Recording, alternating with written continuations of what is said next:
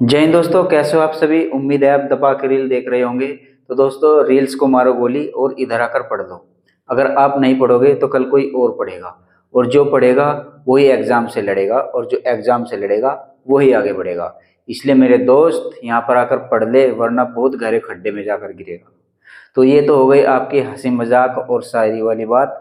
तो चलिए करते हैं अपनी क्लास की शुरुआत। तो यहाँ पर हम यूपीएसआई के लिए हिंदी पढ़ रहे थे, जिसमें हमने वर्णमाला, विराम चिन्ह और संज्ञा ये 3 चैप्टर कंप्लीट कर लिए थे। तो आज के इस वीडियो में हम यहाँ पर सर्वनाम का सर्वनाश करने वाले हैं। ठीक है, तो यानी सर्वनाम के बारे में हम यहाँ पर बहुत अच्छे से पढ़ने वाले हैं। तो आइए वीडियो शुरू करते हैं।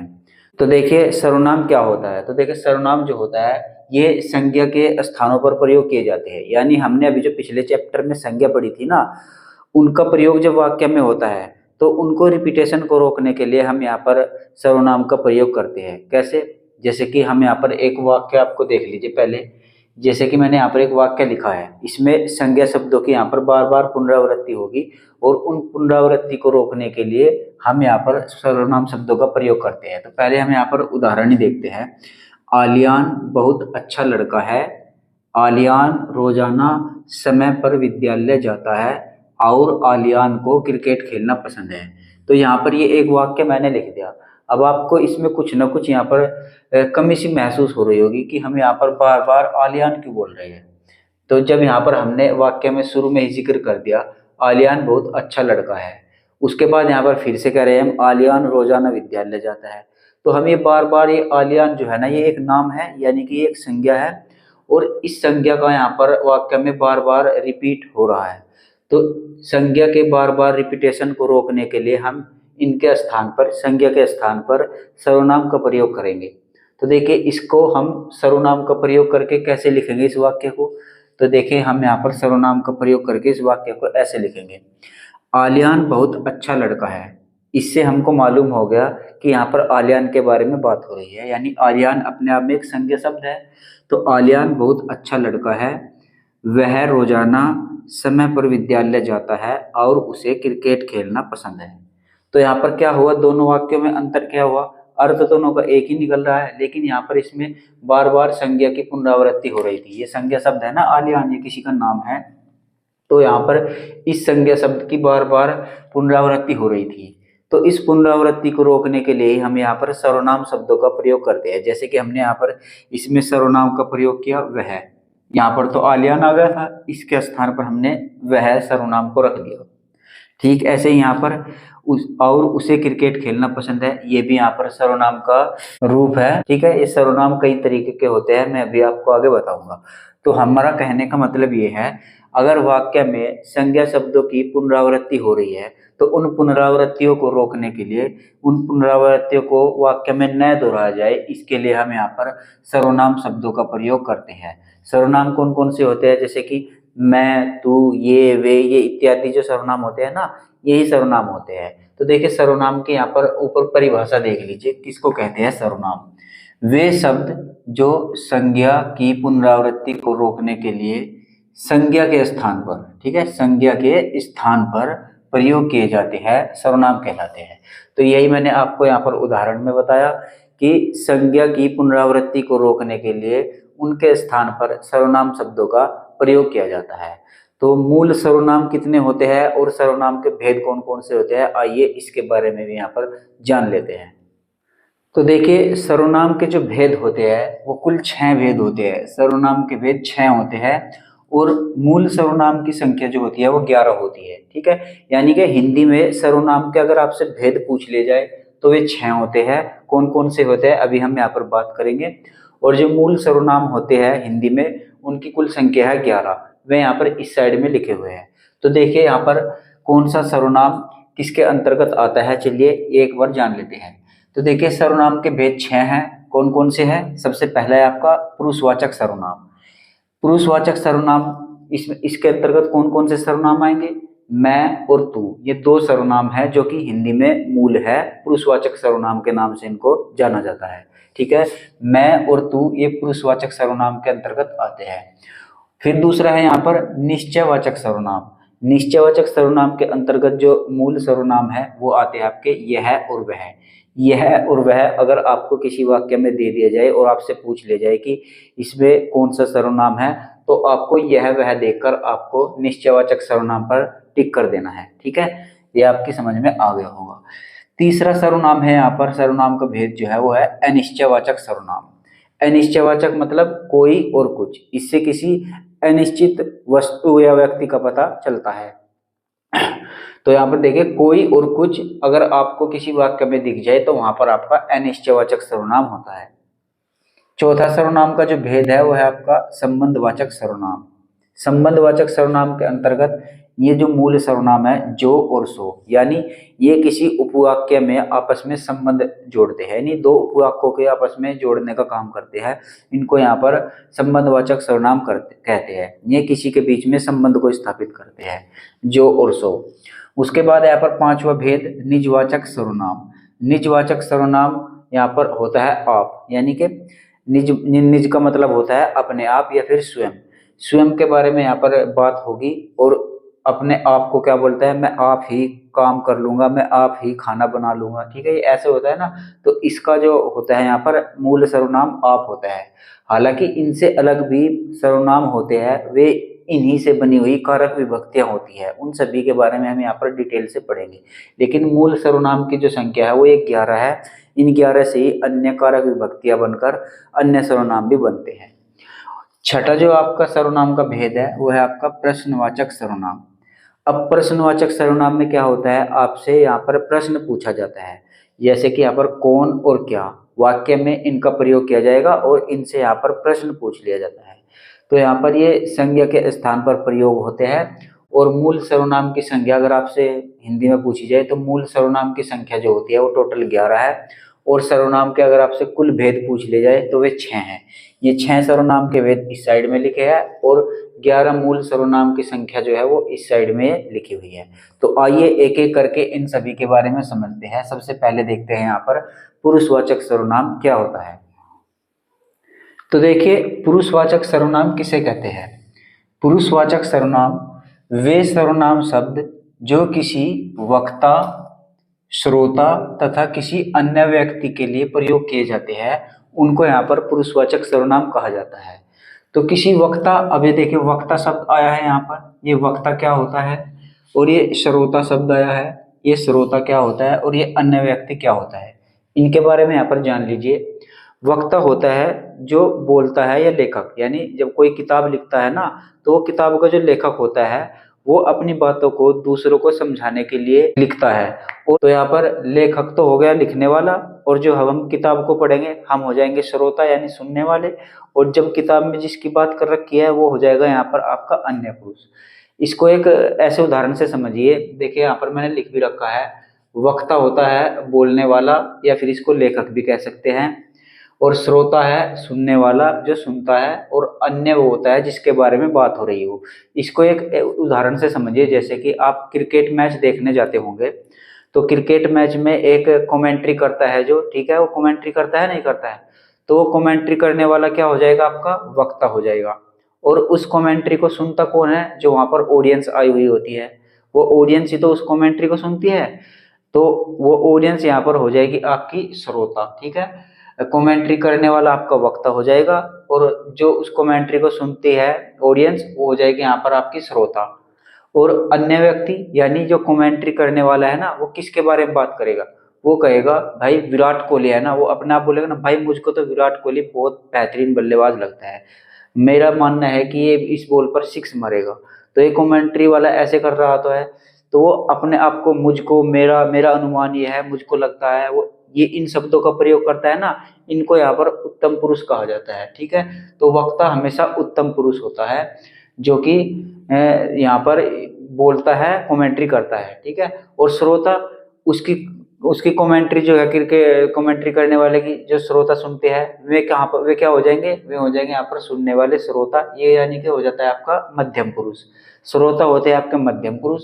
और अन्य व्यक्ति जैसे कि विराट कोहली के बारे में वो बात करेगा, तो विराट कोहली यहाँ पर हो जाएगा अन्य पुरुष। ठीक है, तो यहाँ पर उत्तम पुरुष, मध्यम पुरुष और अन्य पुरुष, ये 3 जो पुरुष होते हैं, ये पुरुषवाचक सर्वनाम के बेसिकली भेद होते हैं। ठीक है, तो यहाँ पर देखिए, वे सर्वनाम शब्द जो किसी वक्ता या श्रोता या फिर किसी अन्य व्यक्ति के लिए प्रयोग किए जाते हैं, उनको यहाँ पर पुरुषवाचक सर्वनाम कहा जाता है।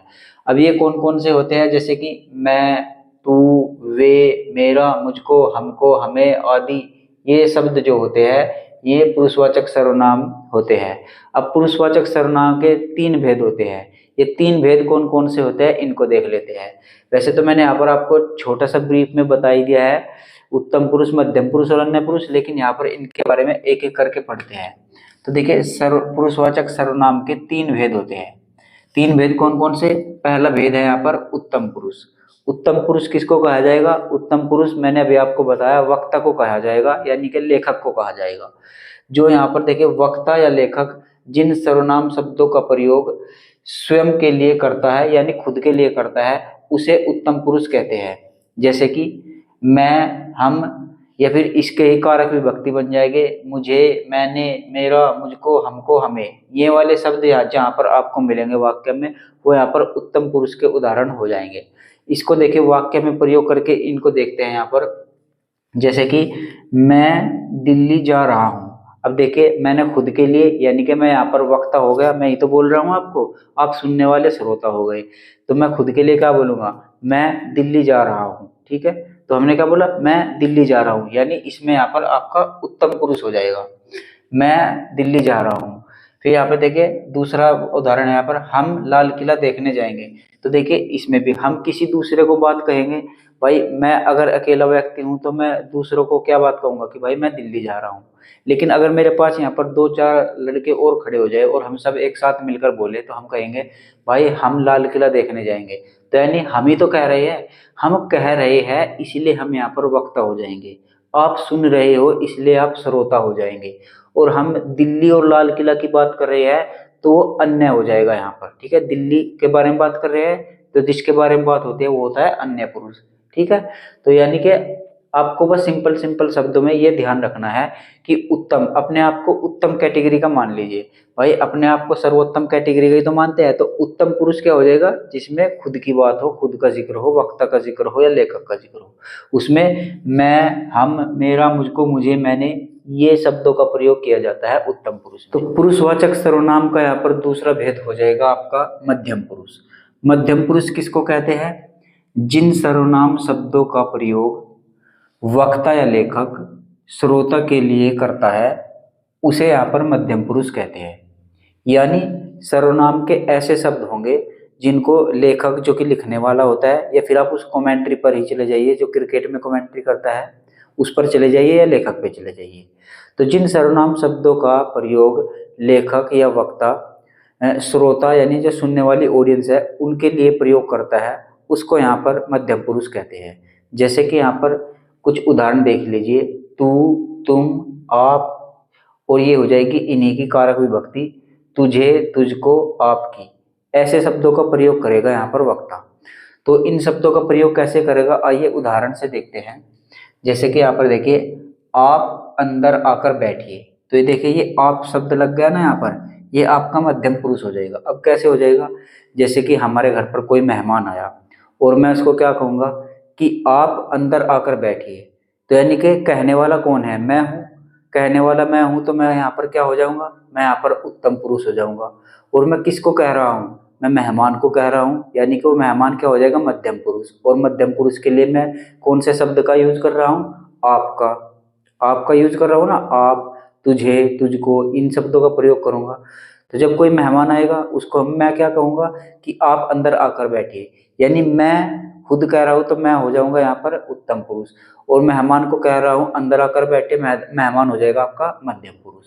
एक और उदाहरण देखें यहाँ पर, आपको क्या पसंद है? मेहमान जब अंदर आया तो मैं उससे पूछूंगा कि आपको क्या पसंद है। तो मैंने आपको शब्द का प्रयोग किया है ना, तो ये आपको हो जाएगा आपका मध्यम पुरुष, क्योंकि हम सुनने वाला जो हमारी बात सुन रहा है उसको हम कह रहे हैं कि आपको क्या पसंद है, ठीक है। ऐसे ही यहाँ पर हो जाएगा तुझको। मान लीजिए मैंने मेहमान को यहाँ पर कहा कि आपको क्या पसंद है, उसने कुछ अजीब सी चीज मांग ली, तो मैं कहाँ से ला के दूंगा भाई उसको ऐसी चीज जो यहाँ पर होती ही ना हो। तो मैं उसको क्या कहने लगा? तुझको पागल कुत्ते ने काटा है, ठीक है। तो यहाँ पर देखिए तुझको शब्द का प्रयोग हुआ है ना, तुझको। तो ये तुझको जो शब्द है ये भी आपका मध्यम पुरुष हो जाएगा। तो सिंपल सी बात ये है कि एक ही वाक्य से आप तीनों का यहाँ पर पता लगा सकते हैं, उत्तम पुरुष, मध्य पुरुष और अन्य पुरुष। कैसे?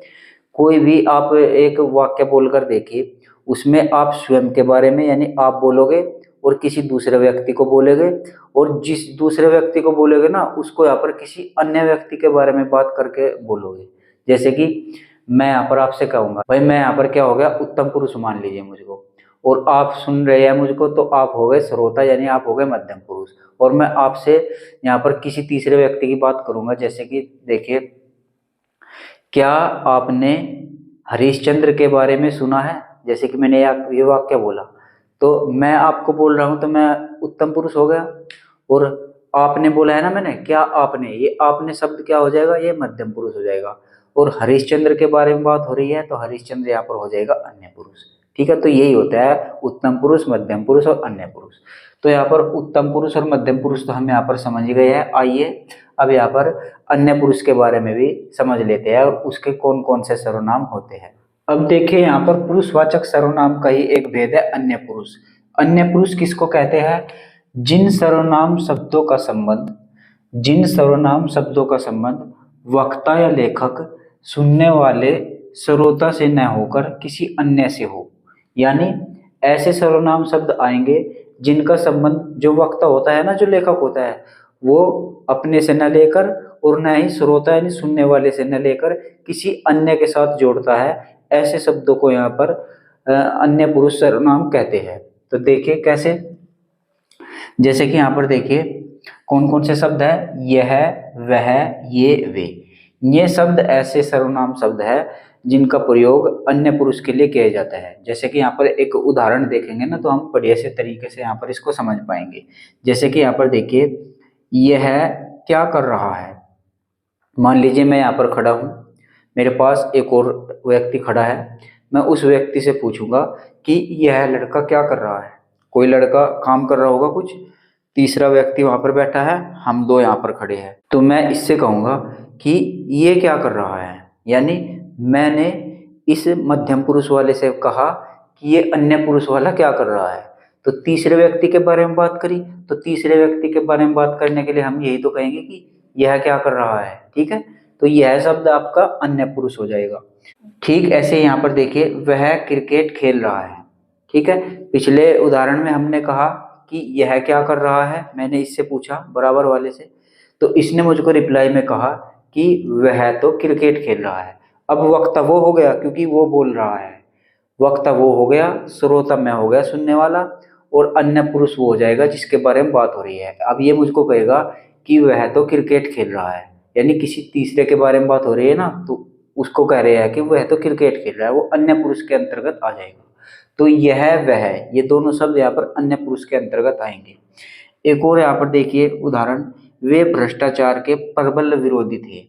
यानी मैं यहाँ पर कह रहा हूँ अपने इस दोस्त को जो मेरे बराबर में खड़ा है कि भाई वे भ्रष्टाचार के प्रबल विरोधी थे। किसी की बात हो रही होगी, कोई होंगे जो भ्रष्टाचार का विरोध करते होंगे, उनके बारे में हम आपस में डिस्कस कर रहे हैं कि वे भ्रष्टाचार के प्रबल विरोधी थे। तो मैं यहाँ पर कह रहा हूँ अपने बगल में खड़े हुए श्रोता को, यानी मेरे पास जो होगा उसको ही तो कह रहा हूँ, और बात किसकी कर रहे हैं, किसी अन्य की। वे भ्रष्टाचार के प्रबल विरोधी थे, तो किसी अन्य की बात करने के लिए हमने यहाँ पर वे शब्द का प्रयोग किया है, नहीं किया है।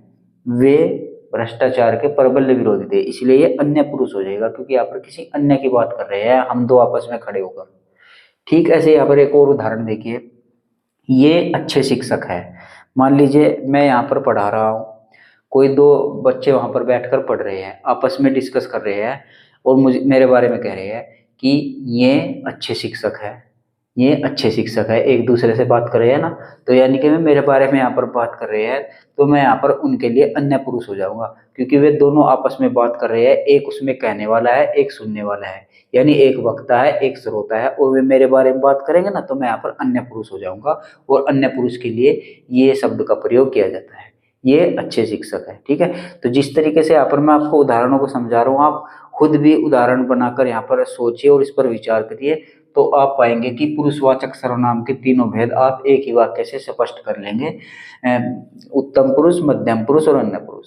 अब देखिए एक बार मैं फिर से आपको ओवरव्यू करा देता हूँ इसका। उत्तम पुरुष यानी उत्तम, आपने आप को मानो आप उत्तम, उत्तम पुरुष में प्रयोग होता है मैं, यानी कि मैं, मुझको, मेरा। उत्तम पुरुष में आप स्वयं होंगे, और मध्यम पुरुष में आपके दूसरा होगा, यानी कि आप, तुम, आपको, तुझको, ऐसे किया जाएगा। तो उत्तम पुरुष में मैं, मध्यम पुरुष में तू, और अन्य पुरुष में वे। बस ये 3 शब्द याद रखिए, बाकी इनकी कारक विभक्ति लगाकर आप इनको बना सकते हैं। तो मैं, तू, वे, मैं, तू, वे, मैं, तू, वे। ठीक है, मैं उत्तम पुरुष, तुम मध्यम पुरुष, और वे अन्य पुरुष। बस हो गया काम, ये आपका पुरुषवाचक सर्वनाम हो गया। तो उम्मीद करता हूँ ये आपकी समझ में आया हो। तो आइए अब देखते हैं यहाँ पर सर्वनाम का दूसरा भेद। तो देखिए, सर्वनाम का भेद यहाँ पर एक है निश्चयवाचक सर्वनाम। निश्चयवाचक सर्वनाम का अन्य नाम भी होता है, इसको संकेतवाचक सर्वनाम भी कहते हैं। वो आप अपनी कॉपी में कहीं पर लिख लीजिएगा, मैं यहाँ पर लिख देता हूँ। संकेतवाचक, संकेतवाचक सर्वनाम भी इसी को कहते हैं। ठीक है, ये यहाँ पर रह गया था, आप इसको लिख लीजिएगा। तो निश्चयवाचक सर्वनाम या फिर संकेतवाचक सर्वनाम, ऐसे सर्वनाम शब्द जो किसी निश्चित व्यक्ति या वस्तु का बोध कराए। यानी ऐसे सर्वनाम शब्द जो किसी निश्चित व्यक्ति या वस्तु का बोध कराए, यानी व्यक्ति या वस्तु की निश्चितता का बोध कराए। या फिर आप ऐसे भी कह दीजिए, ऐसे सर्वनाम शब्द जो किसी पास की या दूर की वस्तु या व्यक्ति का बोध कराए। यानी ये शब्द जो होंगे ये किसी पास में रखी हुई वस्तु का, या पास में बैठे हुए व्यक्ति का, या दूर रखी हुई वस्तु का, या दूर में बैठे किसी व्यक्ति का बोध कराएंगे। इनको यहाँ पर निश्चयवाचक सर्वनाम या फिर संकेतवाचक सर्वनाम कहते हैं।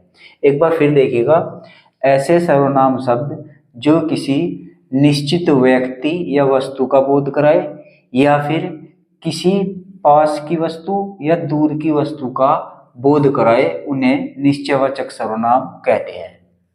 अब कैसे कहते हैं, ये कौन कौन से होता है, इनको हम सीधा यहाँ पर उदाहरण पर ही रख के देखेंगे, उदाहरण से इनको समझेंगे। जैसे कि यहाँ पर कुछ उदाहरण लिए गए हैं, आप इनको बहुत गौर से देखिएगा और समझने का प्रयास कीजिएगा। क्रिकेट खेल रहा है, अब ये देखिए यहाँ पर लिखा है मैंने, क्रिकेट खेल रहा है। इसको पढ़कर आपके मन में कुछ आया, क्रिकेट खेल रहा है, कि यानी कहना क्या चाह रहे हो भाई, ये कुछ समझ में थोड़े, भाई क्रिकेट खेल रहा है, कौन खेल रहा है, कैसे खेल रहा है, कुछ मालूम नहीं। बस यहाँ पर मैंने एक शब्द लिख दिया, एक वाक्य लिख दिया, क्रिकेट खेल रहा है। लेकिन अगर मैं यहाँ पर एक शब्द लगा दूं, वह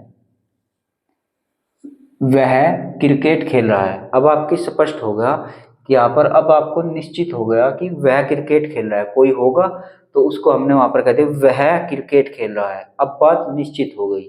और जो वह होगा वो काफी दूर होगा, तो दूर की व्यक्ति का भी यहाँ पर बोध करा रहा है कि वह क्रिकेट खेल रहा है, काफी दूर होगा ना, इसीलिए तो हम वह का प्रयोग करें। तो यहाँ पर इसने दूर की व्यक्ति का भी बोध करा दिया और उसकी निश्चितता का भी बोध करा दिया कि निश्चित ही वह खेल रहा है। और जब तक हमने इसका प्रयोग नहीं किया था तब तक ये ऐसे ही लिखा था, बस क्रिकेट खेल रहा है, कुछ मालूम ही नहीं चल रहा था। लेकिन जैसे ही हमने इस वह सर्वनाम का प्रयोग किया तो हाँ, यहाँ पर इसकी निश्चितता का यहाँ पर प्रमाण मिल गया कि वह क्रिकेट खेल रहा है, कि वास्तव में वह क्रिकेट खेल रहा है। और वह वो काफी दूर होगा, दूर के लिए हमने वह का प्रयोग किया है, तो यहाँ पर दूर की वस्तु का भी यहाँ पर ये बोध करा रहा है। तो वह क्रिकेट खेल रहा है, इसमें आपका निश्चयवाचक सर्वनाम ये वाला हो जाएगा। जैसे कि मेरी कार है, अब यहाँ पर क्या समझ में आ रहा है भाई, मेरी कार है, हाँ भाई होगी, कौन सी कार है, कैसी कार है, ये तो तुमने बताया नहीं, तो मेरी कार है, बस ऐसे ही लिख दिया। तो यहाँ पर हम लिखेंगे यह मेरी कार है। अब यहाँ पर देखिए ये वाक्य पूरा हो गया, यह मेरी कार है, यानी हमने यहाँ पर निश्चित कर दिया कि यह मेरी कार है, पास में मेरे कार खड़ी है, पास की तो है ना। अब देखिए इसने पास की वस्तु का भी यहाँ पर बोध करा दिया, मेरे पास में मेरी कार खड़ी है, तो मैं क्या कहूँगा, यह मेरी कार है, कह दिया नहीं।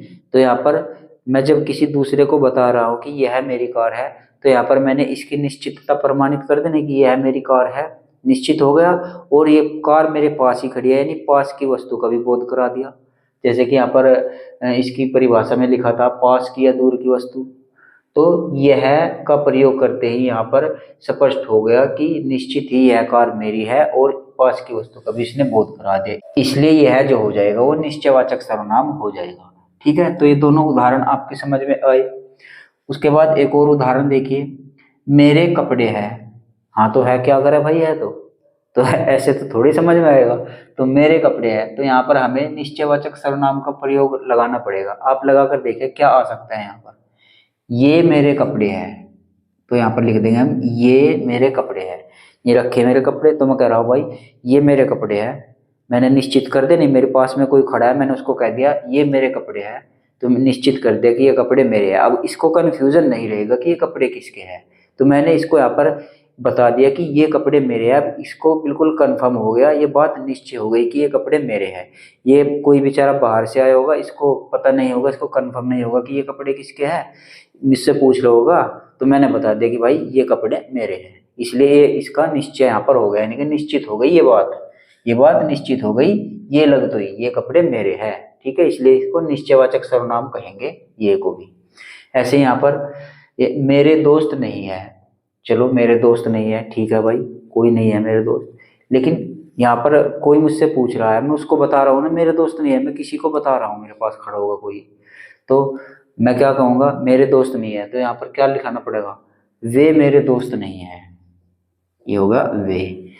वहाँ पर कुछ बच्चे खेल रहे होंगे, कुछ लड़के खेल रहे होंगे या बैठे होंगे, तो मैं इसको क्या कह रहा हूँ, यूँ कह रहा होगा कि वे तेरे दोस्त है क्या, तो मैं कह दूंगा वे मेरे दोस्त नहीं है।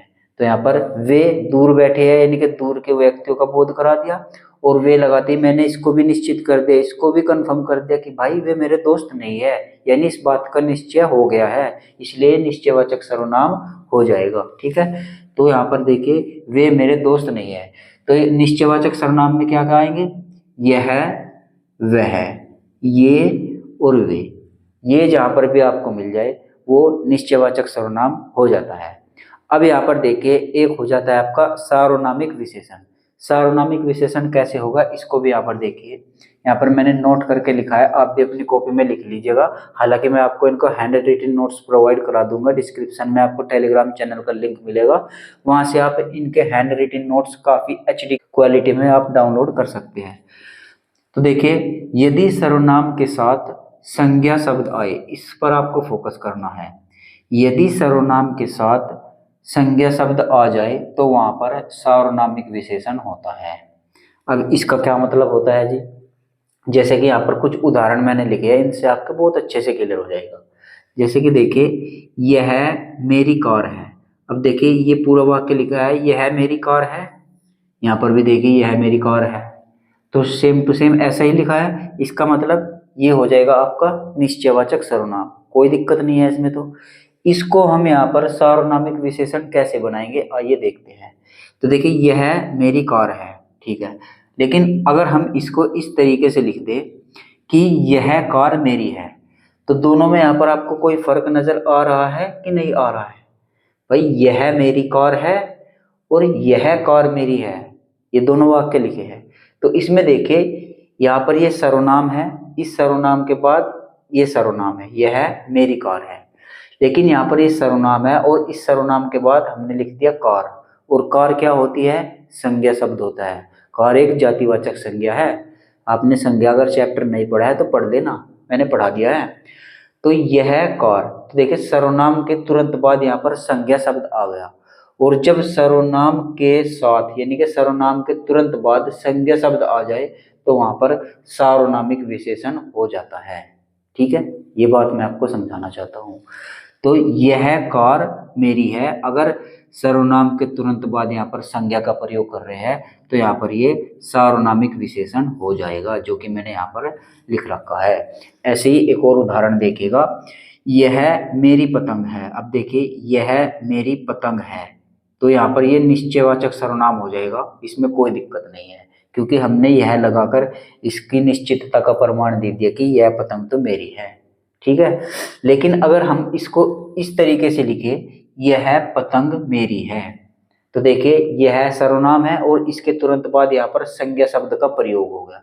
पतंग क्या है, पतंग भी एक संज्ञा है, और किस प्रकार की संज्ञा है, संज्ञा के प्रकार मैंने आपको पढ़ाया है, पतंग एक जातिवाचक संज्ञा हो जाएगी। ठीक है, क्योंकि पतंग की बहुत वैरायटी होती है।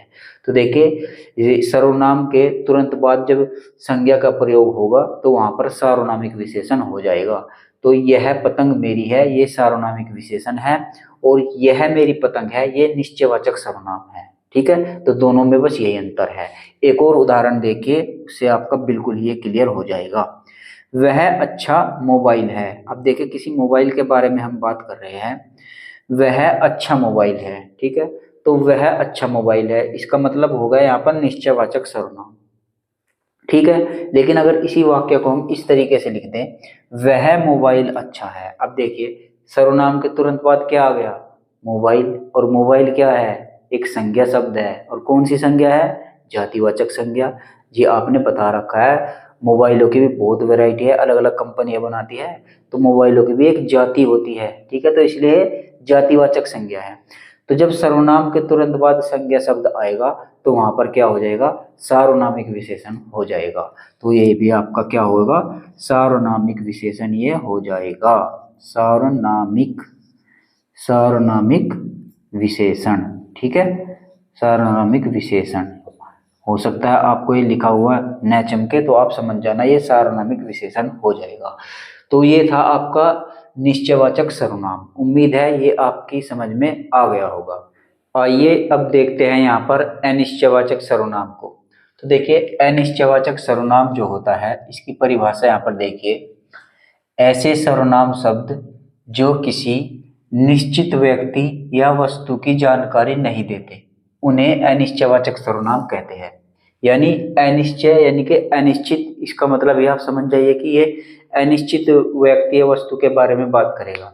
यानी ऐसे सर्वनाम शब्द वाक्य में आएंगे जिनसे किसी व्यक्ति या वस्तु का हमको मालूम ही नहीं होगा कि ये किस व्यक्ति या वस्तु के बारे में बात कर रहा है, यानी उसकी निश्चितता का बिल्कुल भी हमको जानकारी नहीं मिलेगी। जैसे कि यहाँ पर हम कुछ उदाहरण देखते हैं, उसके द्वारा हम इनको यहाँ पर समझने का प्रयास करेंगे। तो देखिए, जैसे यहाँ पर उदाहरण है, दूध में कुछ पड़ा है। ये देखिए, दूध में कुछ पड़ा है। अब ये देखिए, जो कुछ है ना, ये कुछ, ये आपका अनिश्चयवाचक सर्वनाम शब्द है। अब दूध में कुछ पड़ा है, क्या पता क्या पड़ा होगा, यानी अनिश्चयवाचक सर्वनाम हो गया ना। यानी यहाँ पर ये पता ही नहीं चल रहा कि दूध में क्या गिरा है, मक्खी गिरी है, मच्छर गिरा है, कूड़ा गिरा है, कचरा गिरा है, तो यहाँ पर कुछ मालूम ही नहीं कर सकते। तो इनको यहाँ पर अनिश्चयवाचक सर्वनाम कहते हैं। इनसे किसी चीज की निश्चितता का पता नहीं लगता। तो देखिए, दूध में कुछ पड़ा है, क्या पता हमको क्या पड़ा है, कुछ पड़ा होगा बस। जैसे कि यहाँ पर कोई आ रहा है, क्या पता कौन आ रहा है, मामा आ रहा है, फूफा आ रहा है, भाई आ रहा है, भैया भाभी आ रही है। ठीक है, कुछ नहीं पता। तो देखिए, कोई आ रहा है, तो देखिए कोई और कुछ, ये शब्द जो होते हैं आपके, ये अनिश्चयवाचक सर्वनाम होते हैं। अब जहाँ पर भी इनका प्रयोग हो जाएगा, वो वाक्य में आपको अनिश्चयवाचक सर्वनाम मिल जाएगा। जैसे यहाँ पर देखिए, उसने कुछ नहीं खाया, उसने कुछ नहीं खाया, फिर से यहाँ पर कुछ आ गया। कुछ का मतलब उसने कुछ भी नहीं खाया, कुछ कोई चीज निश्चित नहीं है, अनिश्चय है।